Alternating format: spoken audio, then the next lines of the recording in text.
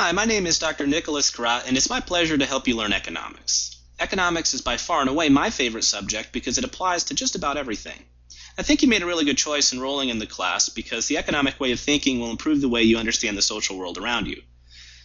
I'm recording these lectures because I want to help you learn as much about economics as possible. Economics is my passion, I love it, and teaching it is what I do. Okay. Now that being said, just keep in mind that the audio lectures are not a substitute for reading the textbook. I know you know that, but it's easy to get lazy. Okay. They're complementary to the reading. They should help you with your homework and quizzes, and they'll almost certainly deepen your understanding of economics. So this is the first lecture on the economic way of thinking. All right, so what is economics? Economics is a social science that studies in a particular way how individuals make choices. It's a social science because it examines human beings and their behavior. Most social sciences deal with human choices. Right? So history, for instance, looks at the actual choices people made in the past, the actions they took, and the consequences of their actions. Or psychology tries to understand people's motivations and why they make the choices that you do. Economics, on the other hand, studies how people choose to allocate their scarce resources amongst all their potential uses. This is kind of a technical definition of economics, but in essence, economics is just about people's actions and choices. And so the entire realm of human action can be analyzed and studied using economic analysis. The study of economics begins with two concepts, really: scarcity and choice. Scarcity means that there's less of something supplied freely by nature than we would like. Most economic goods are scarce because they have to be produced and our resources are limited. By resources, I mean productive resources, things like time, labor, effort, tools and machinery, and natural resources that go into producing a finished product that people want to consume. Okay, so cars, for instance, are scarce. They aren't freely given to us by nature. They have to be produced in a factory, and there aren't enough land, workers, and machines to make all the cars that everyone in society wants without having to give up other things that people would like as well. Right? So almost everything is scarce in this sense. In fact, it's difficult to think of things that are not scarce.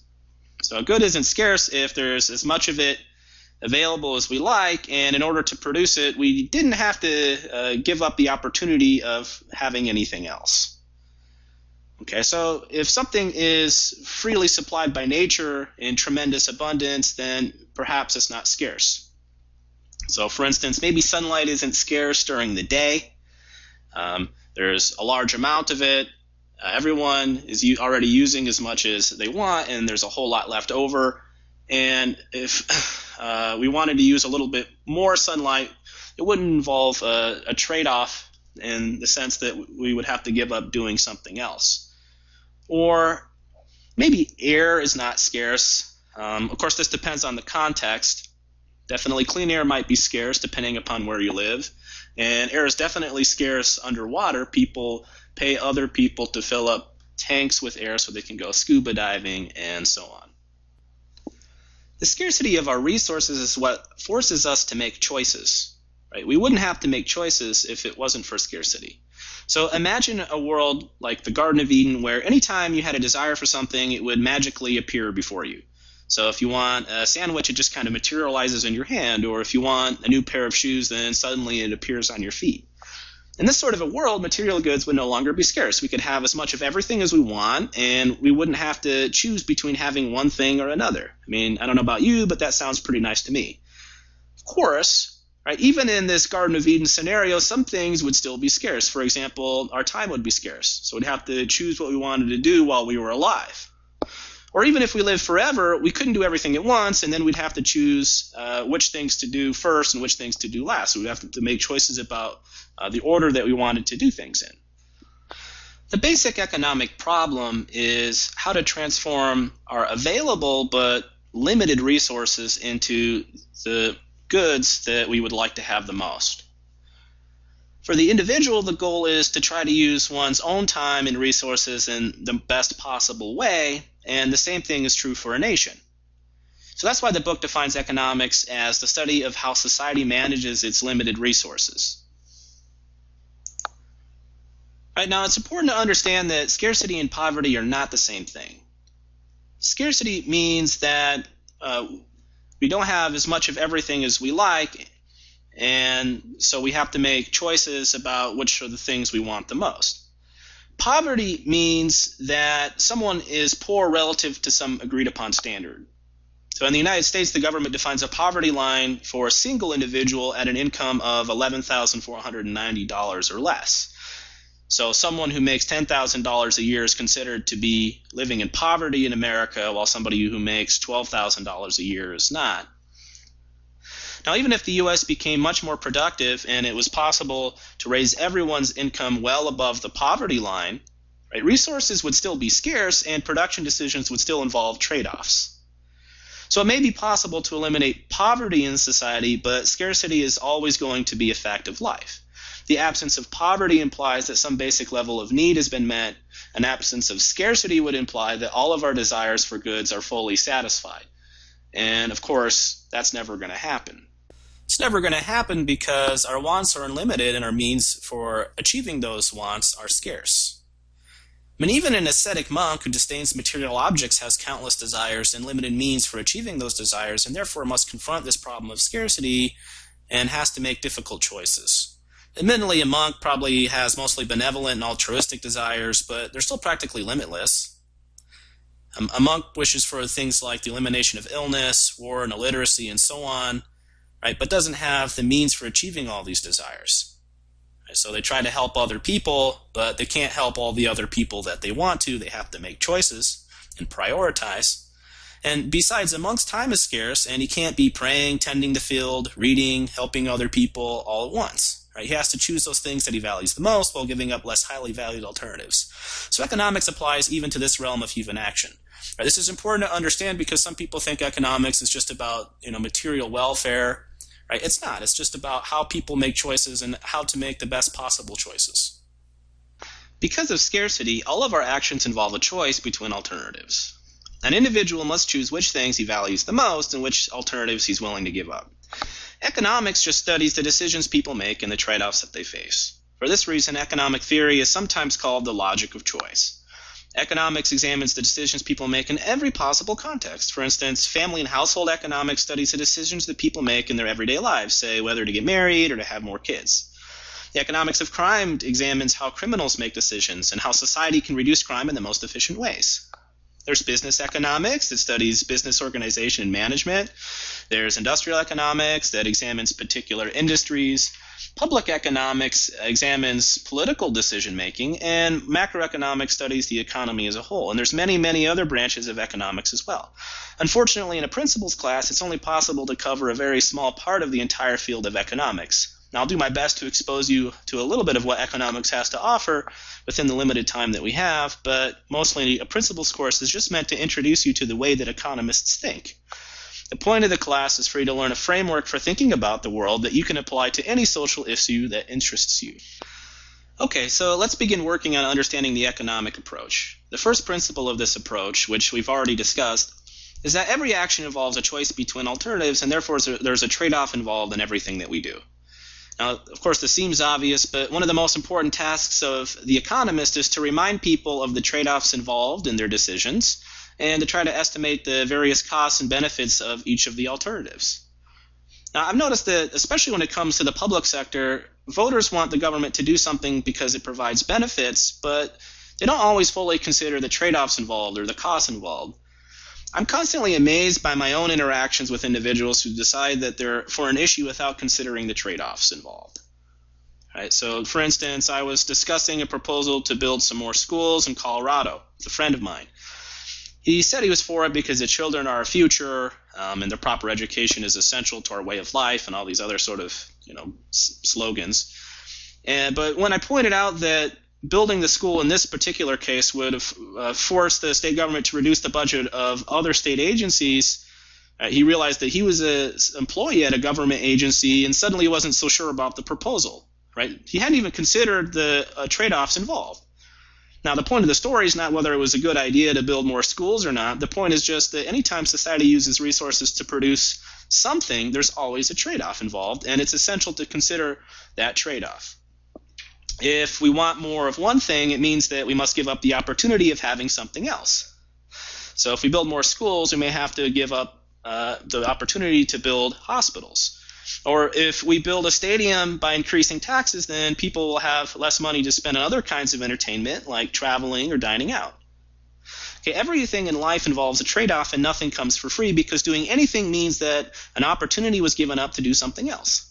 Economists have a saying to remind people of this, which is that there's no such thing as a free lunch, or sometimes you'll hear this called TANSTAFEL, which is just an acronym, right? So there's no such thing as a free lunch.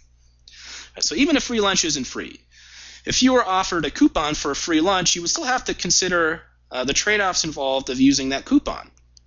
Right? So if you use the coupon, you wouldn't be able to eat at home or eat that meal somewhere else that you like better. Right? If the lunch were far away at an inconvenient time or consisted of food that you hated, you wouldn't even use the coupon at all because your alternatives were better. And from society's perspective, the lunch certainly is not free. If resources are used to make you a lunch, they could have been used to make something else that someone else values instead. Even if it's offered to you at a monetary price of $0, it still costs something to make it. There's no such thing as a free lunch in this world. Right? A crucial lesson of economics is that one must always consider the trade-offs involved in any decision.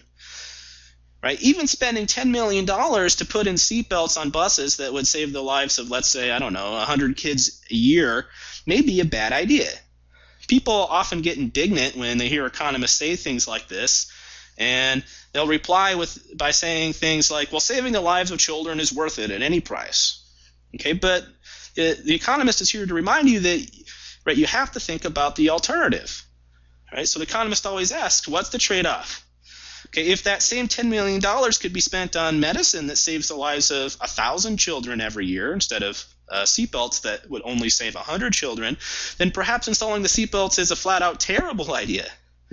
There's a trade-off involved in everything, and it's important to always consider the trade-offs. Okay, that's the first principle of economics. Policymakers struggle with is the trade-off between equity and efficiency. Economic efficiency just means that resources aren't being wasted or that they're not producing less than potential. For example, it would be inefficient to produce 10 cars if the same labor and machine inputs could produce 15 cars instead. That'd be a bad idea because it would be inefficient. Leaving free things on the table like this is typically a bad idea. Of course, economic efficiency in this sense isn't the only thing that's important. Other things are important as well, but it's hard to argue that inefficiency is a positive thing. Now, another good thing that many people value is greater equality of income distribution. It is possible to create policies that create more income equality, such as progressive income taxation. Unfortunately, policies that promote income equality typically reduce economic efficiency. Redistributive policies usually involve taxation or else some other way of taking money from one person in order to give it to another. And one effect of taxation is that it reduces the incentive to work as hard as possible. Right? The less people get to keep of what they earn, the less they will try to be productive in order to earn income. The greater the redistribution, the greater the loss in economic output. I mean, for example, if the government took 100% of every dollar people earned and divided it all up equally, there would be very little individual economic incentive to work at all. Whether one worked hard or hardly worked, it would make little difference in what that individual earned. Right? Historically, people faced with this incentive structure hardly worked at all, and economic output was minimal. Right? So there just tends to be a trade-off between efficiency, or the size of the economy, and income equality, right? How evenly that the income is divided up. Since every choice involves trade-offs between alternatives, there's a benefit and a cost to everything we do. The benefit is the satisfaction one receives from the outcome of one's choice. The cost is the satisfaction of the highest valued alternative that you'd have to give up when you make that choice.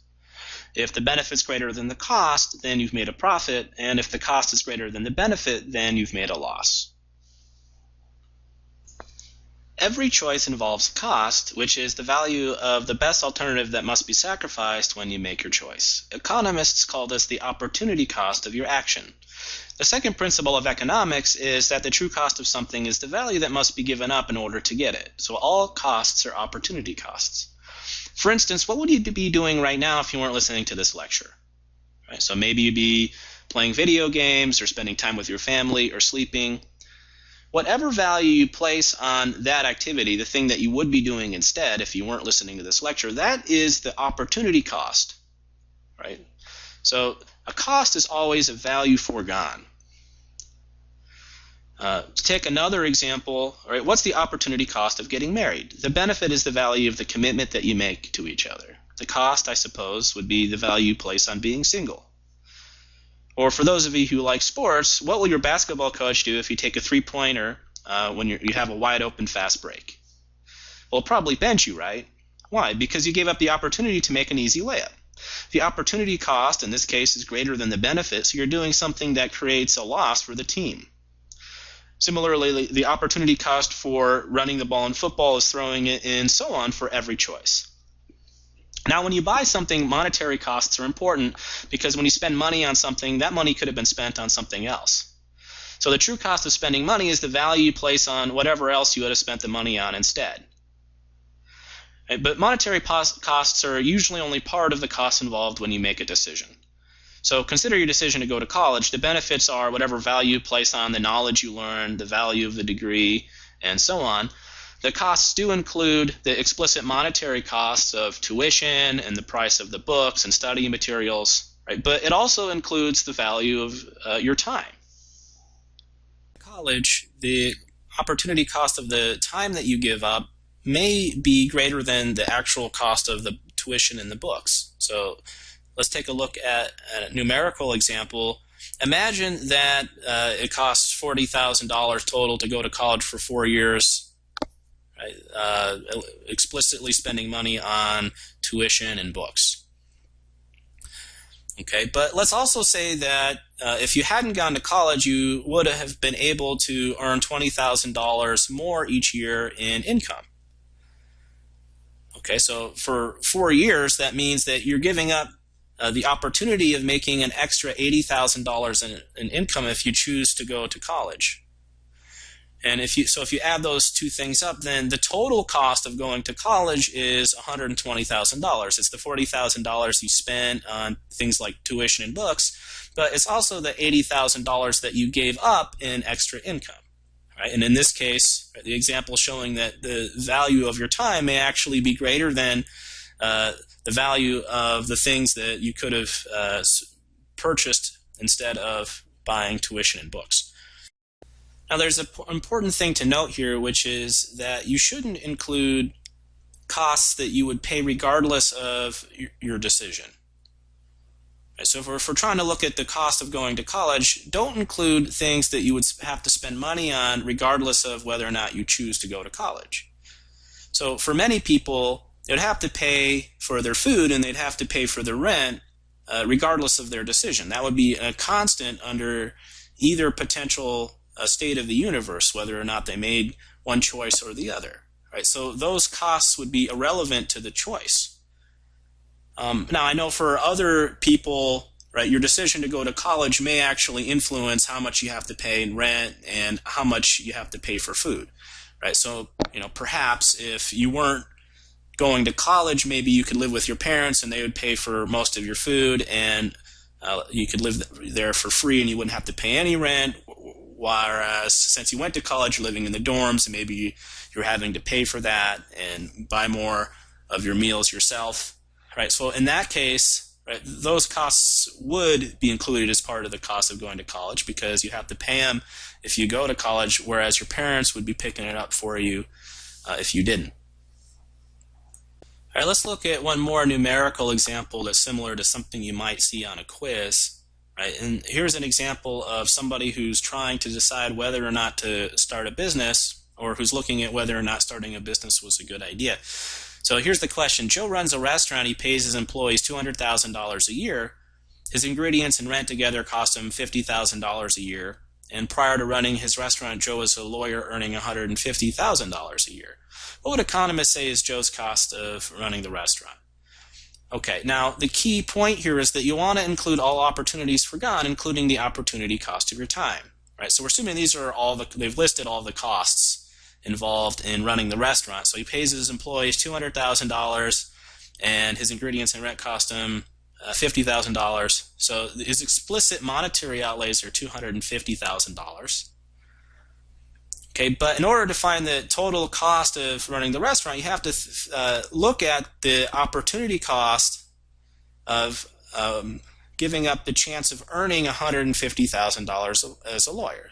Right? So if you define the total cost of running the restaurant, you have to add all three of those things together. So $200,000 plus $150,000 plus $50,000, that's $400,000.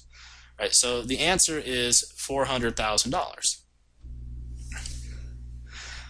Now, the reason why the opportunity cost is what's relevant is that that's what's important for Joe when he's trying to make a decision about whether or not he should run the restaurant or whether he should work as a lawyer. Right, so imagine that the restaurant takes in $300,000 in total revenue. Right, and we just said that the actual total monetary outlays are $250,000. So he'd be making an accounting profit of $50,000. That's what he'd have to pay taxes on and so on.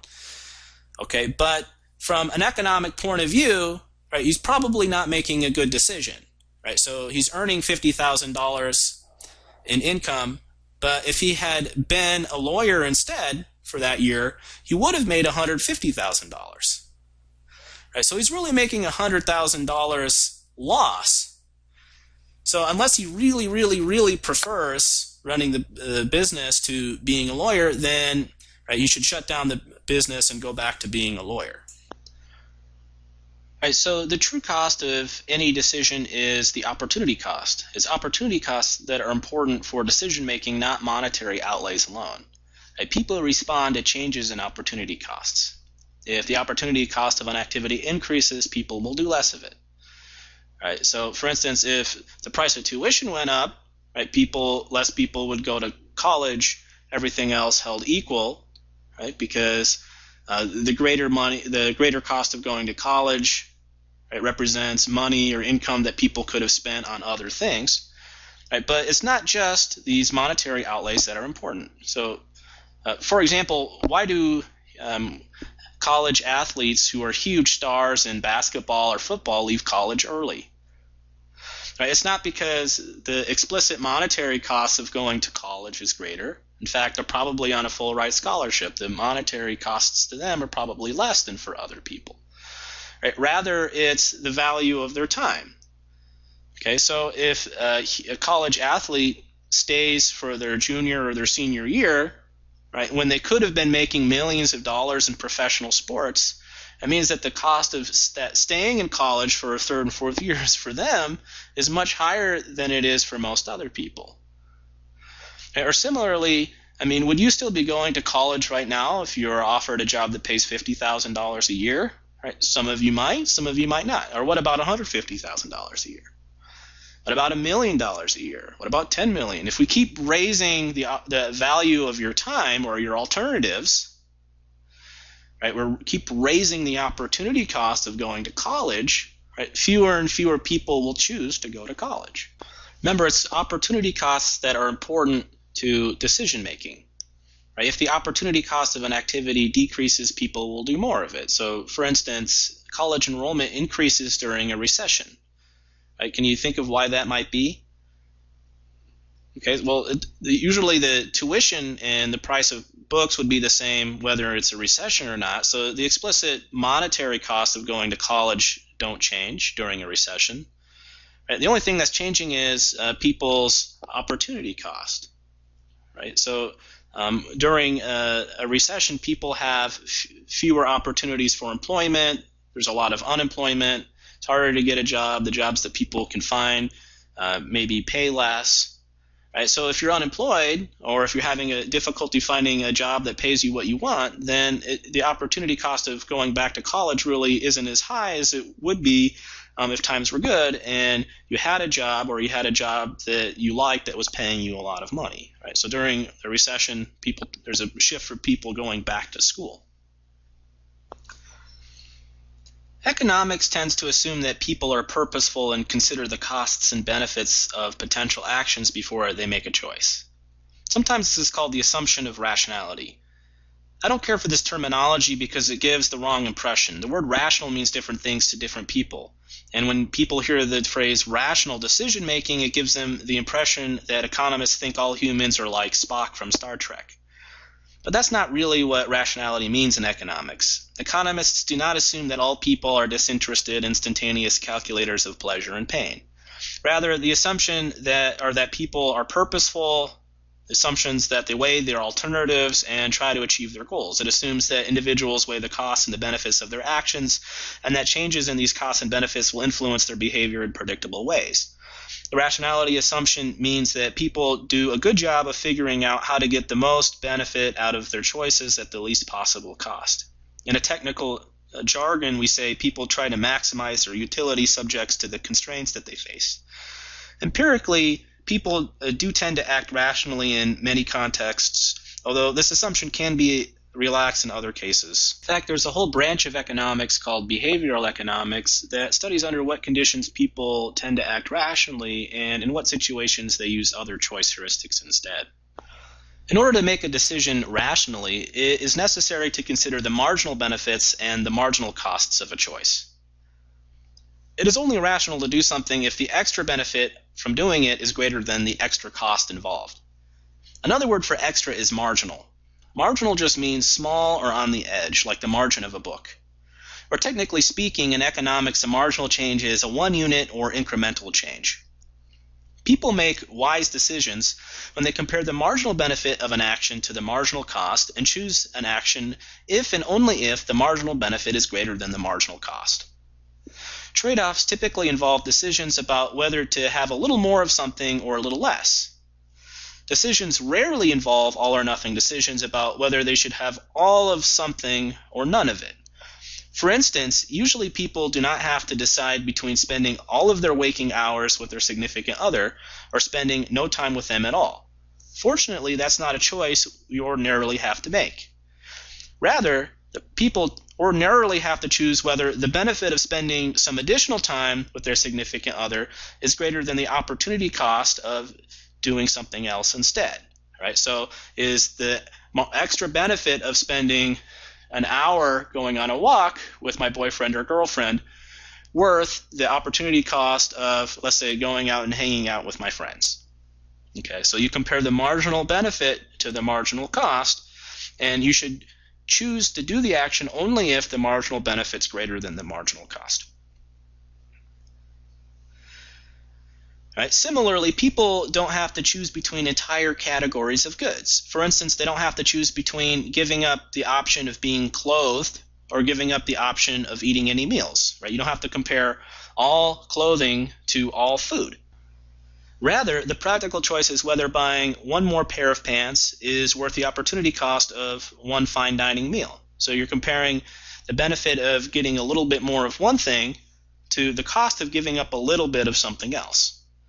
Right? And voters don't have to choose between foregoing all education or all entertainment. Rather, they have to make choices, or they have to decide between things like building a stadium or building more new schools. The concept of marginal decision-making seems obvious, but people have difficulty applying it to many particular contexts. For example, when people say that life is priceless, they're not applying marginal analysis. If something were priceless, that would mean that they would not be willing to trade even the tiniest bit of it for any amount of anything else. So when someone says that their life is priceless, what that would mean is that they would not be willing to trade off even a tiny piece of it for any amount of other things. But that's clearly not the case. People trade off small pieces of their life for other things all the time. People are willing to trade off living longer for all manner of other things. They make decisions that lessen their lifespan all the time. They choose to smoke and drink and eat unhealthy food that they know will cost them some time on Earth. They wouldn't do this if their life were truly priceless. They also engage in risky behavior that will lessen their life expectancy in a probabilistic sense. Anyone who drives, bungee jumps, hang glides, drinks alcohol, goes out in a thunderstorm, and so forth, is paying for entertainment with a greater shot at dying. If life were truly priceless, people would not do these things. They would not take any risks at all because they wouldn't want to chance dying. Yet people do take risks with their lives, and they do things that shorten their lives all the time. They trade off marginal units of their lives for marginal units of other goods. When someone makes the mistake of saying their life is priceless, what they mean is that they wouldn't let someone take their entire life for any amount of money. Framing the problem in this way is a mistake because it assumes an all-or-nothing decision, right? being alive or being dead. Yet this is rarely the choice that people are confronted with in real life. Actual decisions usually take place on the margin. For instance, people choose whether the benefit of smoking an additional cigarette is worth the cost of losing 6 minutes off their life expectancy, or whether the benefit of driving fast is worth the greater likelihood that they will die. People make these decisions every day and often choose to trade off marginal units of their life for marginal units of something else. All right, let's look at two examples that should help make this idea of marginal decision making a little bit more clear. All right, example number 1. While waiting in line to buy 2 tacos at 75 cents each and a medium drink for 80 cents, Jordan notices that the restaurant has a value meal containing 3 tacos and a medium drink, all for $2.50. For Jordan, the marginal cost of purchasing the third taco would be what? Okay, so again, the assumption is that he's already planning on getting 2 tacos and a drink, which would cost him $2.30, 50 cents for the tacos, 80 cents for the drink. Right? Or you could choose to purchase the value meal, which comes with 3 tacos and a drink, all for $2.50. Right? So for Jordan, the marginal cost of the third taco, the extra cost involved, would be an additional 20 cents. So the right answer would be B. Now notice that the marginal cost is what's relevant for Jordan in order for him to make a rational decision. Okay, so he should buy the value meal if and only if the third taco, having a third taco, is worth more to him than 20 cents. Right? If it's worth less than 20 cents, then he should just get 2 tacos and the drink. Right? The average cost of the tacos is not what's relevant here. Right? So imagine that he were to get the value meal. What would the average cost of the tacos be? Well, if the value meal is $2.50 and the drink's 80 cents, then he purchased 3 tacos, and that means that the tacos cost him about $1.70. Right? So he paid $1.70 for 3 tacos. So on average, he paid about 57 cents for each taco. Right? That would be the average cost of the taco. Right? But that's not what's important for his decision. Right? So even if he on average paid 57 cents for all 3 tacos, he should still buy the third taco as long as it's worth more to him than 20 cents, worth more than the marginal cost. It's the marginal cost that's important for a rational decision. Right? Rational people make decisions thinking on the margin. Or let's take one more quick example. Right? Why do people overeat at all-you-can-eat buffets? The reason people overeat at all-you-can-eat buffets is because the marginal extra cost of each additional serving is 0. So as long as another plate of food is worth anything at all, it makes sense to eat it. Right? So let's look at this question.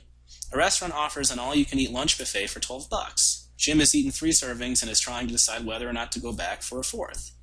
The economic way of thinking suggests that Jim should go back for the 4th serving if and only if, and the right answer is A. His marginal benefit of the additional serving is greater than 0. Right? So he's already paid his $12. That's a sunk cost. Right? Now he can have as many plates of food as he wants, right, at 0 extra cost. The marginal cost of an additional serving is 0. And rational people compare the marginal benefit to the marginal cost of doing a little bit more of something. Right? So you should compare the marginal benefit to the 4th serving to the marginal cost, which is 0, and do it if and only if the marginal benefit is greater than the marginal cost. So if eating a 4th serving has any value to him at all, he should eat a 4th serving. Marginal thinking is essential to economic reasoning because the benefits and costs relevant to decision-making are the marginal benefits and marginal costs. The value of a good to an individual is determined by the marginal benefit of the last unit consumed. Consider the fictional example of Robinson Crusoe, who is stranded on a desert island. How much would a sack of wheat be worth to him? Well, the answer depends upon the satisfaction that a sack of wheat will provide him. And this satisfaction depends on what use he is going to make of the sack of wheat.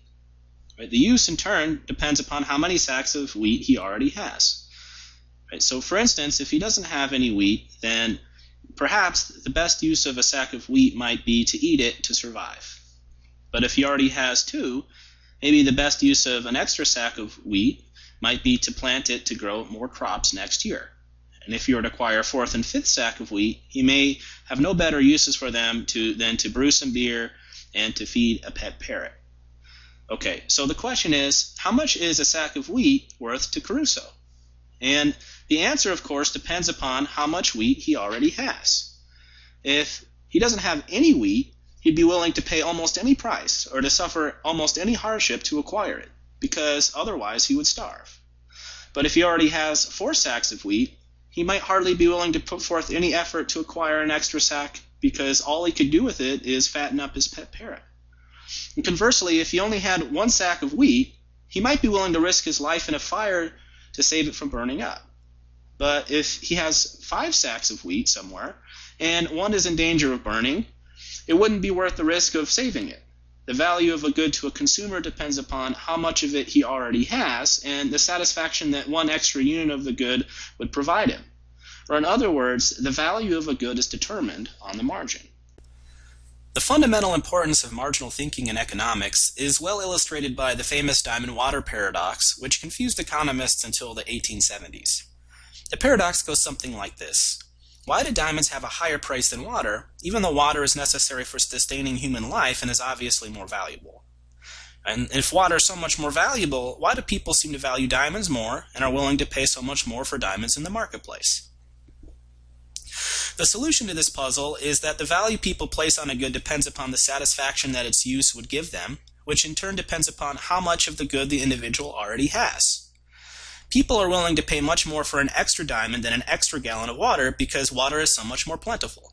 While the total value of all water is greater than the total value of all diamonds, the value of digging out an extra diamond would be worth far more to most people than the value of collecting an extra gallon of water.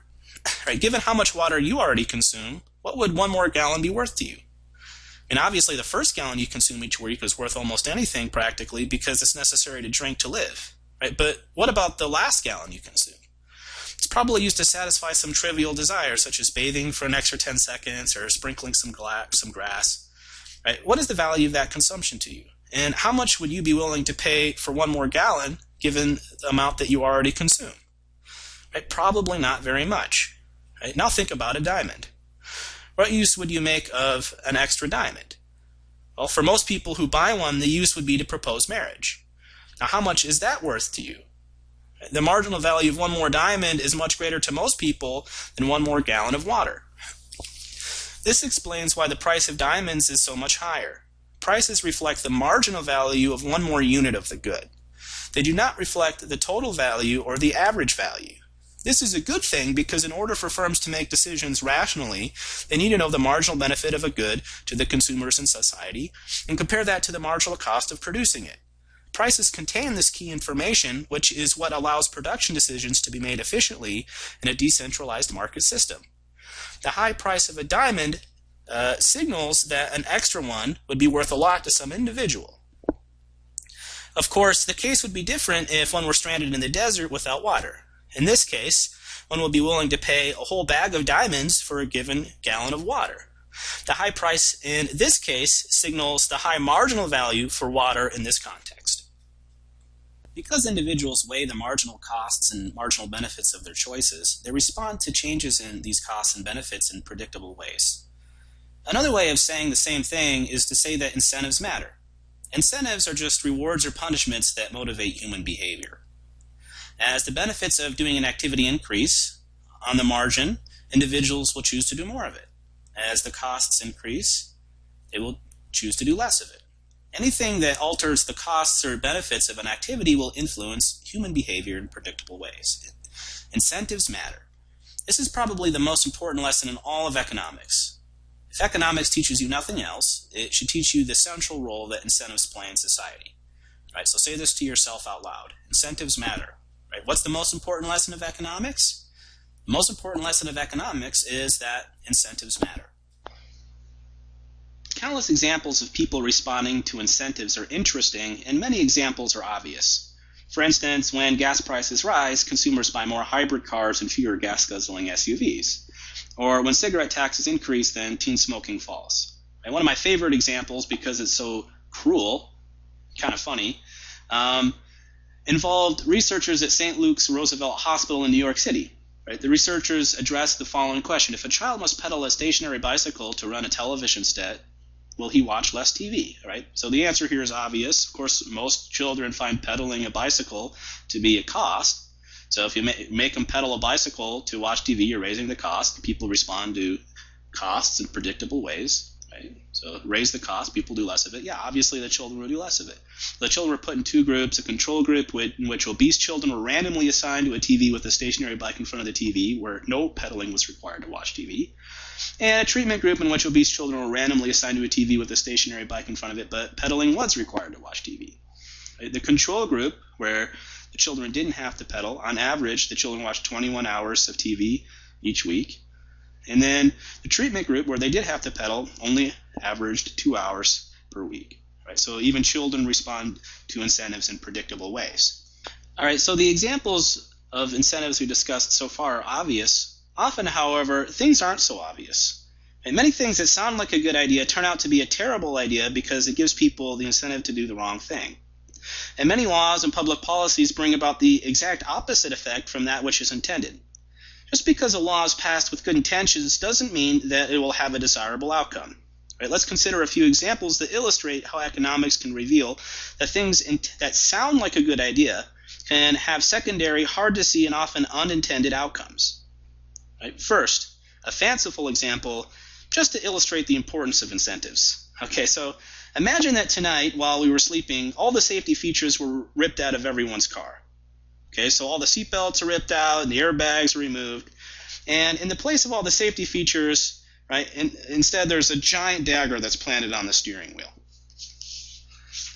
Okay, now this sounds like a terrible idea, and I'm sure it is. Right? However, this policy would quite possibly save the lives of thousands of people. Right? Driving would be more dangerous, so on the surface it would appear that more people would die driving. But that would only be true for sure if people did not alter their driving behavior. And that would be highly unlikely. Consider how the dagger would alter your incentives. First of all, many people would stop driving as much or even altogether. They would stay where they are, or they would choose public transportation that's much safer than driving even without a dagger. There would be far fewer accidents and far less people would die each year from driving. Also, when people would drive, they'd be much more careful. I mean, I don't know about you, but I would drive really, really slow and give myself tons of space. And I sure as heck wouldn't let anything distract me. The net effect of all this is that the daggers, which seem to endanger human lives, might actually save them. The opposite effect has actually occurred in NASCAR as they have improved the accident safety features of their cars. Economist Russell Sobel has found data that shows quite convincingly that the number of accidents increased dramatically as it became more likely that drivers would survive any given crash. Apparently, NASCAR drivers feel safer now with all the advanced equipment and push their limitations further on the track. Or take another real-world example of the same thing. A lot of new airline safety regulations are intended to make people safer. But now try to think like an economist. How do these safety regulations affect people's decisions? What happens to the price of an airline ticket when airlines are forced to expend a great deal of money in order to comply with the regulations? Of course, the price of tickets will go up. And if the price of an airline ticket goes up, how will this affect individuals when they're deciding to travel? Right? There'll be many effects, but the most important one is that on the margin, many more people will choose to travel by car on vacations instead of flying. And statistically speaking, it's much safer to fly to a destination than to drive. There will be many more automobile fatalities as a result.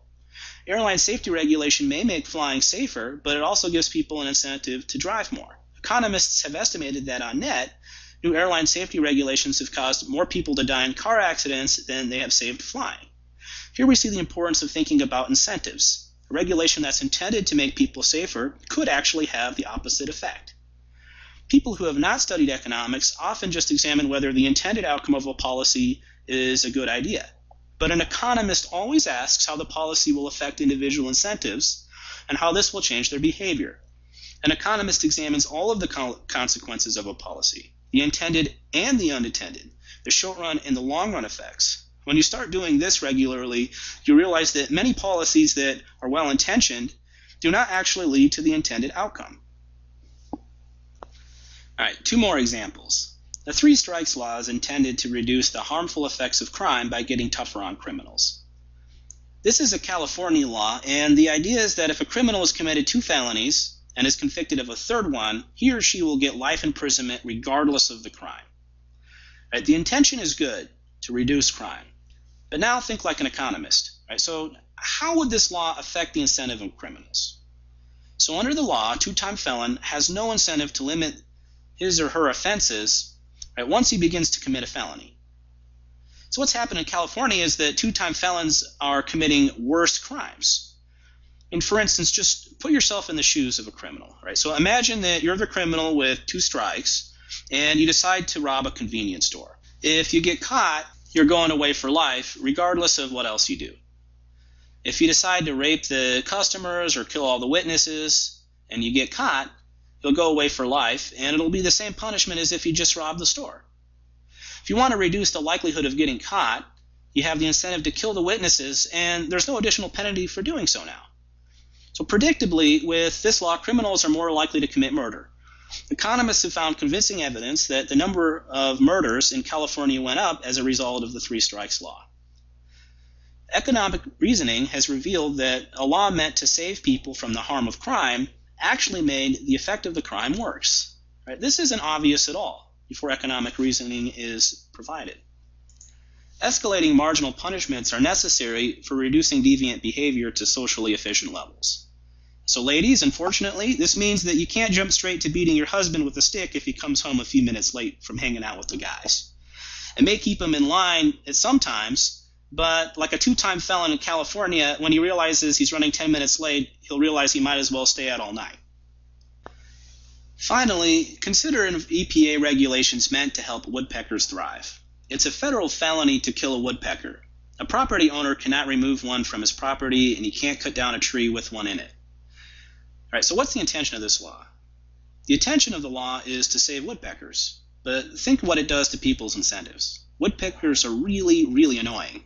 Right? They make noise all the time, and they totally destroy houses with all their pecking. I know by experience because one moved into my dad's yard while I was vacationing at his place.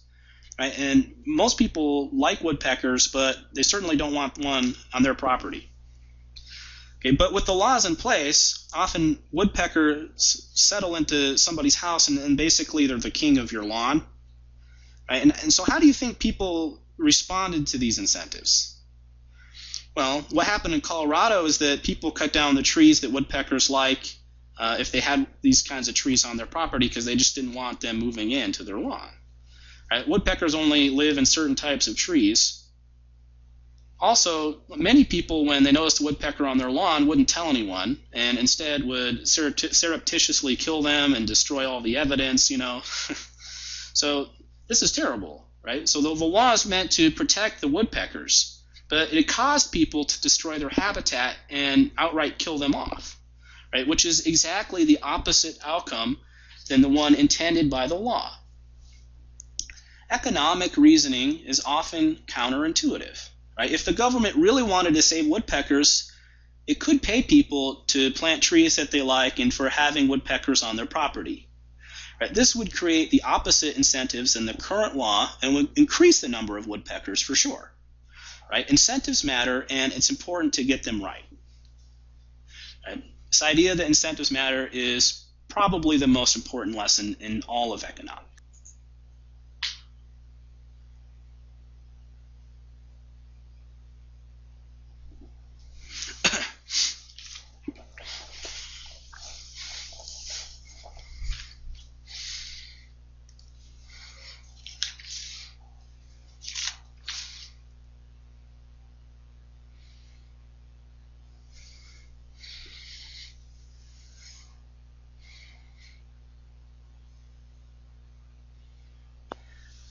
The 5th principle of economics is that trade can make everyone better off.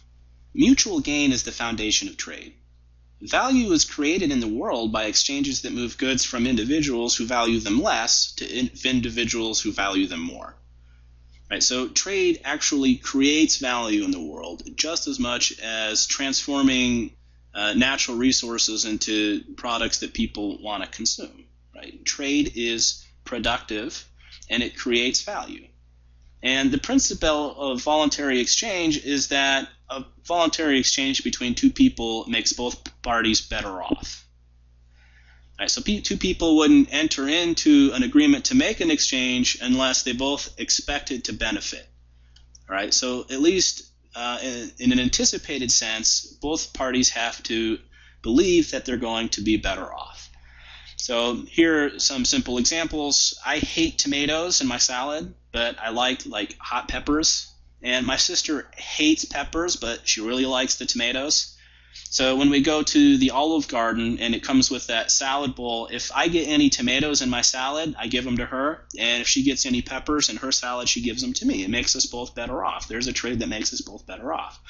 All right, so we have different valuations over things, right? And it makes sense to ensure that the things go to the people who value them most. Right? That's one of the good things about trade.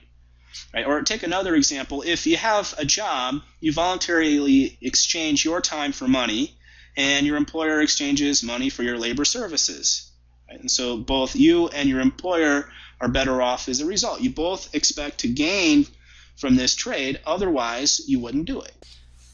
In fact, it's trade that makes our very lives and our standard of living possible. If we were all self-sufficient, then we wouldn't be productive enough for most of us to stay alive, and those people who were alive would be living on a dirt hill in poverty somewhere. Right? But rather than being self-sufficient, it makes sense for people to specialize in producing one good or service and exchanging it for goods and services that other people make. Right? Countries also benefit from trade and specialization. Right? Both countries can be better off if they each specialize in producing those things that they're relatively better at making than other countries, and then exchanging the goods and services that they make for those that other countries make. Every society must have some way of rationing scarce resources amongst competing ends. We can't all have brand new Ferraris and private jets and all the other things we want because there's simply not enough productive resources to produce all these things. Right? Every society is different, but inevitably some choice has to be made about how to organize economic activity. Right? Organizing economic activity means determining several things. Right? What goods to produce, how to produce them, how much of each one to produce, and who gets them. All right, so any economic system, whether it's a market-based system or a socialist-based system, right, has to determine these four things. Right? So these are four fundamental decisions that have to be made about how to organize economic activity. All right, for now, let's just consider the last decision that every society has to make about who gets to consume the things that are made. Now, theoretically, there's hundreds of different ways that we can make these kinds of decisions. So, for instance, we could have a rule that the first person there is the person who gets whatever it is. That's called a first come, first serve system. So if you're the first person in line for the Ferrari, then you're the person who gets the Ferrari. Or we could have a lottery. So we all put our names in a hat, and then whoever's name gets drawn out of the hat is the person who gets the Ferrari. Or we could vote on it. The Ferrari in that case would go to whichever person the majority thought was the most deserving of the Ferrari. All right? Or we could base who gets what on brute force. So whoever's able to take the Ferrari from everyone else is the person who gets to use it. Or you could have a central planning board. It could be decided by people's personal attributes. So the Ferrari might go to the person who is the tallest or the shortest or the best looking or the nicest or whatever. Or we could have a contest. We could have a race, let's say, and whoever is able to win the race is the person who gets the Ferrari. Or we could have a price system where whoever's willing to pay for the Ferrari is the one who gets the Ferrari. Right? So there's a lot of different ways for deciding who gets what. Now, the economic thing here is to consider the incentive structure that these different ways of organizing society would create. Okay, so many of these options are examples of bad institutions or systems of rules. In economics, an institution simply means the rules of the game under which economic activity takes place. Organizing economic activity using a system of prices has several nice aspects. It gives individuals an incentive to be productive in order to earn the income necessary to acquire goods and services. Also, since people choose what they buy, it tends to direct goods and services to people who value them rather than people who don't value them. So if some of society's scarce resources were used to make golf clubs and golf balls and they were given to me, that would be a waste because I don't play golf. I mean, maybe in the future I would like it, right? But I don't like it now. Now, if we had, let's say, a planning board who gave it to me, or a contest and I won the contest and I'm the one who got the golf clubs, that would be pretty wasteful. It would be inefficient, right? But using a price system, we all have our own income. I earn an income, and I just choose how to spend it, and I spend on the things that I want the most. So I choose not to buy the golf clubs, and I choose to buy something else instead. Also, using prices gives people an incentive to use productive resources in a way that other people value and to be innovative and entrepreneurial. And compared to things like waiting in line, it doesn't waste people's time. And the advantages compared to brute force are pretty obvious. People aren't fighting and killing each other using the price system, and everything just doesn't go to the strongest person but to the people who earn income in order to purchase them. Using a price system to determine who gets what also has aspects that some people find troubling. So there's no guarantee of equitable outcomes here. And some people might not be able to afford paying for basic necessities like food or shelter. And there's probably other drawbacks as well. For instance, some people think that it may encourage materialism and so on. Well, there are some drawbacks to using prices as a means of organizing economic activity. Economic analysis shows that it's generally desirable to use the price system that's generated by private ownership and trade whenever possible, because this tends to be more efficient than the other alternatives and generates the most production and wealth. And then after the fact, consider whether some redistribution of income is warranted, and if so, try to find the most efficient ways to bring about this redistribution. A market economy uses private ownership, trade, and the prices that result to guide economic activity. A market economy is decentralized, meaning that there is no government committee that makes decisions about what goods to produce, who gets to consume them, and so forth. Instead, every household and firm makes its own decisions. For instance, each of many households decides who to work for and what goods to buy, and each of many firms decides whom to hire and what goods to produce. Each individual is free to do whatever he or she pleases within the rules laid out by the legal system. So the system of market organization is one that allows for unregulated prices and the decentralized decisions of private property owners to resolve the basic economic problems. The problems of what to produce, how to produce them, how much of each one to produce, and who gets what. Adam Smith, who published The Wealth of Nations in 1792, is considered the father of economic science. Scientists, businessmen, bureaucrats, and philosophers had all written extensively about various economic topics as far back as ancient China and ancient Greece. But Adam Smith was the first writer to examine economics in a comprehensive way that is similar to how the subject is taught today. Adam Smith's great surprise was to realize that competitive markets are usually a good institution, one that aligns individual self-interest with the social interest. Now, there's no special reason to suppose that self-interested behavior will be a good thing. Self-interest in and of itself is neither a good thing or a bad thing. It's more like a constant force, like gravity. Whether it's good or bad depends upon the context in which people are acting. For instance, if an A was given in this class to whoever could beat up 3 other students, that would be a bad set of rules, right? The individual incentive for a student would be to hone one's fighting skills and unleash violence on other students. Or in this case, other students are the other people in society. So the social outcome would be intolerable because most everyone would get hurt.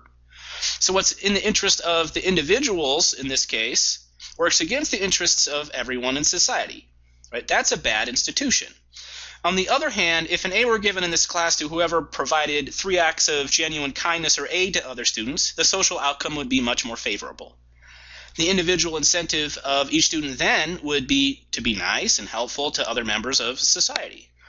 Self-interest would then reinforce and work toward the social interest. That would be a good institutional set of rules. Of course, the point of going to school is to learn, so the rules of the syllabus are set up to reward students for learning the material.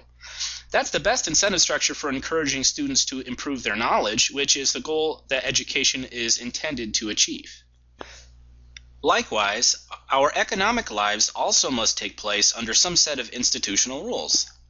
These institutions can either be good or bad depending upon whether they give individuals an incentive to promote the social interest or to harm it. The goal of economic activity is to ensure that resources are used wisely and efficiently to produce goods and services that the individuals in society value. And the economic institutions of a nation can either promote this goal or prevent its citizens from achieving it.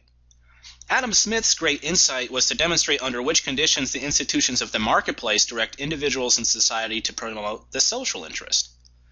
Perhaps the primary goal of a Principles of Economics class is to explain these conditions so that students understand them. If you understand the content of this class, you may be surprised to learn, like Adam Smith, that market-based institutions are usually a good way to organize economic activity. A market may seem chaotic because there's no individual plan or board of planners that directs economic activity. And it may appear on the surface that allowing individuals to freely pursue whatever they believe to be in their own self-interest would lead to a bad social outcome. However, a market economy is actually very organized. Individuals and businesses are guided by price signals when they choose their plans about how to use society's scarce resources. The information contained in prices makes it possible for millions of dispersed individuals to coordinate their activity and to use society's resources in far more efficient ways than any central planner could. Furthermore, a market economy is not an example of selfishness run amok, where anyone can do whatever he pleases regardless of the social consequences. A market economy is based upon the institutions of private property, contract, and consent. People are more or less free to do as they choose as long as it is peaceful and doesn't violate the rules laid down by the legal system. People are not permitted to use violence, fraud, or threats to get what they want. Rather, the rules are that if you want to acquire some of society's scarce resources, you must first create something of value in exchange for it. Thinking about it from this perspective, it becomes obvious that a market-based society gives people an incentive to benefit other people.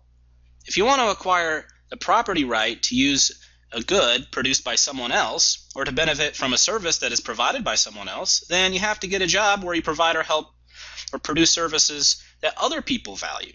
And the more value an individual creates for others, the more valuable things one can receive in exchange from others. Each person has an incentive to use their own human resources and the productive resources that they have acquired as efficiently as possible and in whatever way will create the most value for others. And the primary way to become wealthy under this set of rules is to create something of value for lots and lots of other individuals. So the economic self-interest of the individual, with a few exceptions, is aligned with the economic interests of society as a whole. Paraphrasing Adam Smith, it is not the benevolence of the butcher or the baker that causes them to make our dinner for us, but rather it is because it's in their interest to do so. They serve us because they have their own lives, their own families, and their own wants and desires. And by serving us, they obtain the means to get us to serve them when they want us to. Self-interest is what generates economic harmony, and the rules of the marketplace are good economic institutions. Adam Smith, who was first and foremost a moral philosopher, was astonished to realize just how economic harmony in society was built on the self-interested actions of millions of self-interested individuals who were guided only by this price system of the market. As a deeply religious man, Smith felt that it was as if God was looking out for humanity by giving us the marketplace institutions of private property, contract, and consent, and guiding us as if by an invisible hand to channel our own self-interest to figure out the best and most efficient ways to serve others. The invisible hand of Adam Smith is simply the realization that markets are usually the best means for society to organize economic activity. The marketplace is a good economic institution that is well suited to achieve the economic goals of using society's scarce resources as efficiently as possible in ways that will benefit the members of society. Markets are usually a good way to organize economic activity to promote productivity, efficiency, wealth creation, and overall economic prosperity. In this class, you'll learn how the invisible hand works through the price system. So individuals own themselves and the property that they acquire by contract through consensual transactions, and the buying and selling and the interaction of buyers and sellers creates prices. These prices reflect each good's value to buyers, and it also reflects the cost of producing the good. So in this way, prices guide these self-interested households and firms to make decisions that, in most cases, maximize society's economic well-being. With all that's been said about the benefits of markets, government also plays a crucial role in society, and in theory may be able to improve market outcomes under certain conditions. First of all, the government plays a crucial role by establishing and defining the rules of private ownership through the legal system, and by enforcing and protecting these rights through the courts and the police. In order to have a market economy based upon private ownership, contract, and consent, some entity has to define and enforce these rules. In our society today, that entity is the government. It plays a protective role by guiding people against the theft of their property, fraud, violence, and so on. When people are secure from these threats, they're more productive. There's little incentive to work hard, creating goods and providing services for others, if you know it's likely that someone else will come along and plunder the fruits of your labor. Second, the government can play a productive role by organizing collective action to produce public goods like national defense that are difficult for private businesses to efficiently provide. Also, markets do not work so well if a monopolist has a great deal of market power and can charge exorbitant prices. And finally, even a competitive market will fail to provide an efficient allocation of resources in situations where the producer of a good can spew harmful side effects onto third-party bystanders without having to compensate them. Economists call this kind of effect on the well-being of a bystander externalities. And an example would be a firm that pollutes the air or water used by others when it produces energy without establishing their consent first. Such spillover effects violate the basic market rules of private property, contract, and consent. The government is economically useful because it protects private property, and also because in theory it may be able to produce public goods that are difficult for private businesses to produce. Also, it may be possible for the government to correct for market failures caused by monopolies and externalities. However, one should be careful not to assume that if private markets are failing to allocate resources efficiently, that simply turning to the government will always improve the outcome. Governments often fail to use resources efficiently as well. There's such a thing as government failure, just like there is such a thing as market failure. In the real world, what it comes down to as an economist is doing a comparative institutional analysis between imperfect markets and imperfect governments. There's no such thing as perfection in this world. The primary alternative to market-based organization is political organization. Political organization operates according to the political rules and institutions established by the society. Decisions made through the political process typically are not efficient. Outcomes determined through politics emerge from the interaction between voters, bureaucrats, and politicians, and none of the decision makers are omniscient. They're definitely not selfless eunuchs who wish for nothing but the public interest. The good of society is usually one of the considerations of voters, politicians, and bureaucrats, but so is their own self-interest.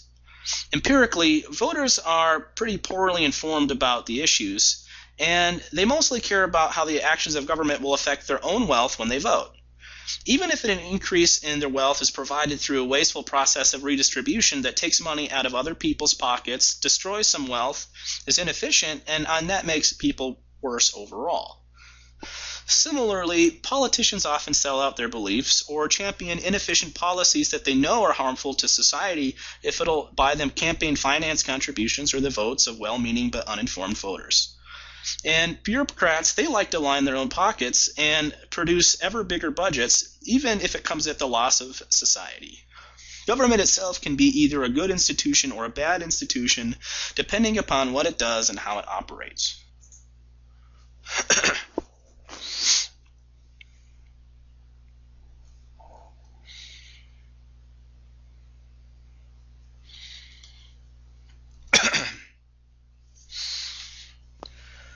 Government may also intervene in the market order in an attempt to promote equality of outcomes. Whether the government should do this or not is a matter of ethics and cannot be determined by economic science. However, what economics can do is explain if national income will be destroyed by such a policy that redistributes personal income, and if so, to determine by how much society will be left poorer off overall. Recall that measures that promote income equality often influence the incentives to be productive. Thus, there's usually a trade-off involved between the overall amount of wealth created each year by an economy and how evenly that wealth is divided up. Also, in societies where individuals use the political process to redistribute wealth all the time, this can create a situation where most people make a living by using their time and effort to obtain wealth by taking it out of the pockets of other people, instead of creating something of value and exchanging it for the things produced by others. This is a wasteful use of resources from society's standpoint. Trade is productive and benefits both parties involved. It is a win-win and the basis of wealth creation in society. The wide-scale use of government by some individuals to take money from others is not productive. It generates benefits for one person and losses for another. And the effort that goes into procuring the redistribution is simply wasted. Redistribution of wealth can achieve greater income equality, but it also destroys wealth by wasting resources and reducing the incentive to be productive. Most poor nations are poor precisely because of this reason. The governments of poor countries are often corrupt, and everyone tries to use the political process to obtain special favors that benefit themselves at the expense of others. Property rights are not secured, and little is invested in producing now or building machines or becoming more educated in order to produce more in the future. As a result, the entire population is mired in never-ending poverty. Also, just because it's feasible that government could achieve greater income equality by transferring resources from the wealthy to the poor doesn't mean that this is what governments actually do in practice. In the third world, government on net redistributes wealth from the poor to the rich and not the other way around. And empirically, even in most first world countries, the sum of all government activities taken together benefits the middle class at the expense of the rich and poor alike. If this surprises you, consider that the middle class is by far the most numerous and also controls the greatest amount of total resources. They have the most power both politically and economically, and it shouldn't be surprising that the middle class in a democracy would on net vote for policies that redistribute wealth to themselves. The fundamental problem of public economics is trying to figure out how to enable the government in its protective and productive roles, and to achieve the amount of income equality that people in society desire without unleashing a redistributive frenzy. The remaining three principles of economics from your textbook relate to macroeconomics and not microeconomics. Since this is a microeconomics class, I'm not going to discuss them, and I'm not going to put them on the exams. So to conclude this lecture, I'd like to end with a 10-minute video clip of Milton Friedman explaining the virtues of the price system and the invisible hand of Adam Smith.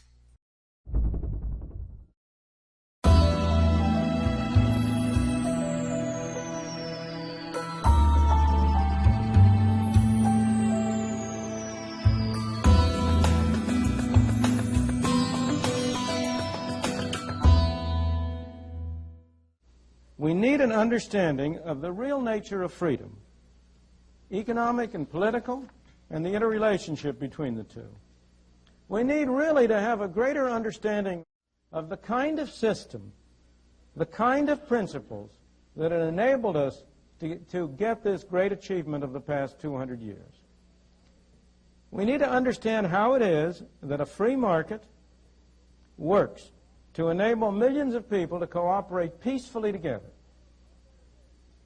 I know no better way to bring this out than by a very simple example that I owe to an old friend of mine, Leonard Reed, who once wrote a little article called "I the Pencil."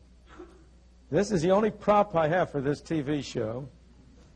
As you can see, it's a plain yellow pencil. Said Leonard Reed in his article, you know, it's a funny thing, he said, there's nobody in the world who knows how to make a pencil. Now, that seems like a silly thing to say, isn't it? This is just the most obvious thing. It's only a piece of wood with something black in the middle and a little red tip at the end. What do you mean nobody knows how to make a pencil? Well, suppose you were to start to set out to make a pencil. First of all, you have to get some wood, don't you? Where do you get the wood? You have to go to the Pacific Northwest, probably, and cut down some trees. How do you cut down some trees? You have to have some saws to cut it with. Where do you get the saws? You have to have some steel. Where do you get the steel? You have to have a steel mill. In order to have the steel mill, you have to get the iron ore, and you can add all the rest. So in order to know how to make a pencil, you would have to know everything there is to know about how to start from iron ore and coal and get iron and convert it into saws and cut down trees. But that's only the beginning. This black stuff in the middle that we call lead isn't lead. It's graphite, I think. I'm not absolutely sure. And I am told it comes from some mines in South America. So in order to get that black stuff in between, you would have to take a trip down to South America and know all about how to extract graphite from the mines in South America. Now this little red tip at the top, that's rubber. Where's it come from? Well, the major source of natural rubber is Malaya. That's quite another distance. And I don't know how many of you know that the rubber tree was not native to Malaysia. It was originally imported into Malaysia by private enterprises trying to make some money, and they transplanted it from somewhere in South America. I think it was Brazil, but I don't guarantee that. And they brought it over into Malaysia and established the plantations there and got this rubber. So somehow or other, in order to make a pencil, you'd have to know about the rubber. Now, there's a little brass tip around here, and I've run out of my own technological knowledge. I don't have the slightest idea where that comes from, though there are probably people in the audience who could tell us. Nobody knows how to make a pencil. But the miracle of this pencil isn't that nobody knows how to make it. The miracle of the pencil is, how did it get made? Who told that fellow over in Malaya to tap his tree and send a little bit of rubber over here to put at the end of this pencil so I could have a pencil in my hand? What's happened? What is it that has enabled this little elementary transaction to take place? I'm not sure what the price of this thing is nowadays. These things change so fast. When I first started hearing about this story, it was a nickel pencil, but that won't do anymore. It's probably 2 for a quarter or 15 cents apiece.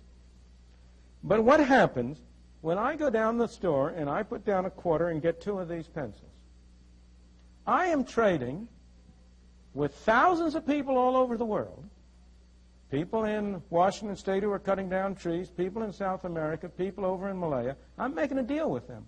I'm saying to them indirectly, I'll give you 2 minutes of talk for 2 of these pencils.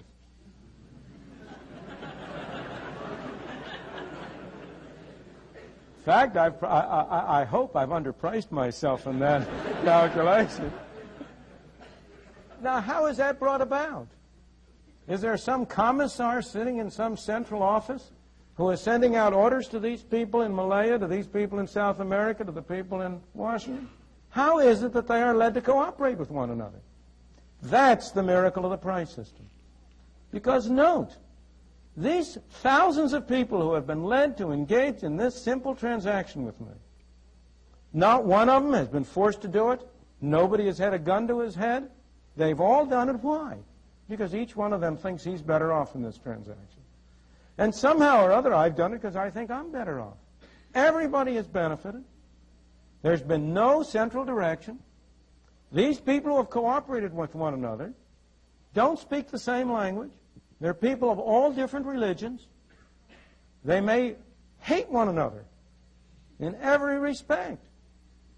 But this hasn't prevented them somehow or other from being led to cooperate together.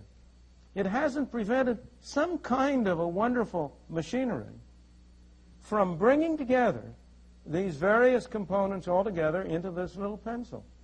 What is that machinery? What is it that has induced people to do this? How has it been brought about?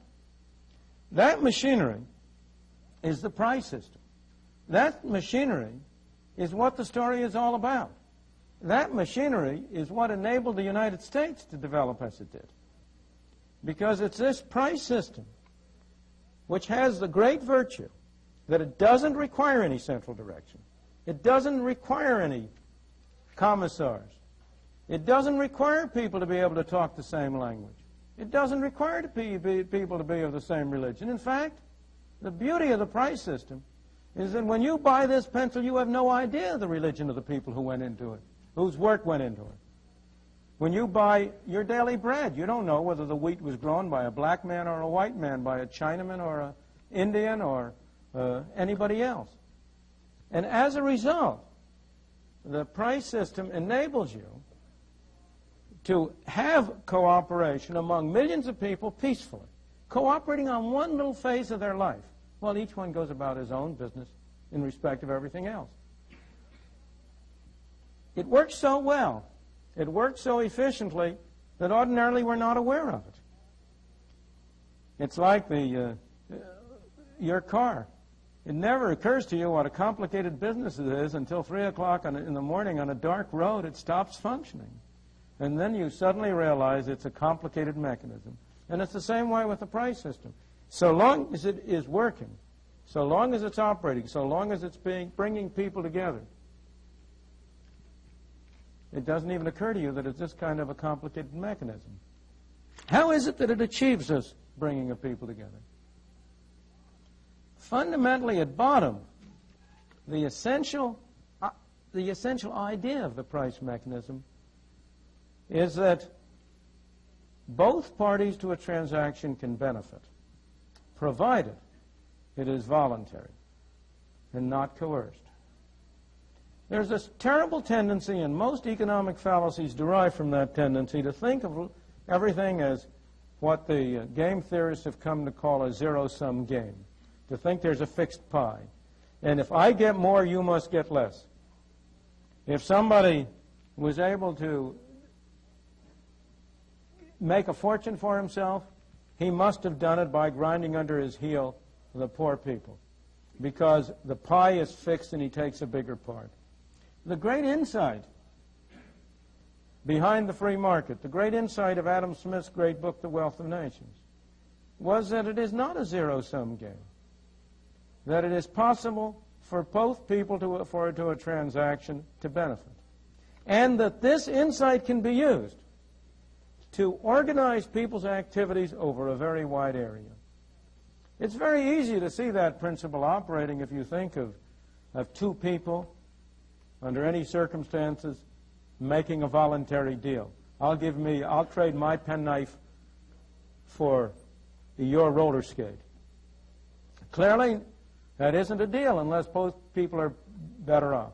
It's much harder to see how that same principle is involved in the far-flung transactions that went into making this pencil. And yet the same principles are there.